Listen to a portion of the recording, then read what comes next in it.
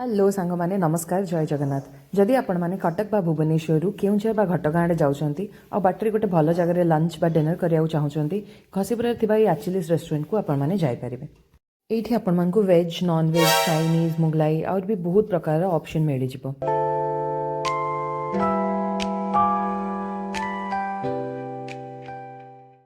Starter रे आम order करथिलु manchow soup crispy corn and American baby खाइबा रेडी होगी आसिया प्राय 20 ରୁ 25 मिनट समय लगिला।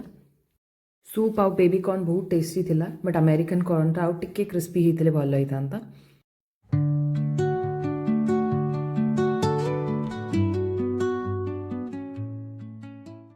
आमे मेन कोर्स पाई ऑर्डर कर देइथलु नवरत्न कुरमा पनीर दो पियाजा आउ मसाला कुलचा आ भितर आम खाइबा भी आसी जाइथिला। आ मो हस्बैंड ऑर्डर करथिले चिकन बिरयानी जो कि 4 पीस चिकन थिला आउ राइस क्वांटिटी भी बहुत भल थिला। मते आम वेज खाइबार टेस्ट भी बहुत ही भल लगिला।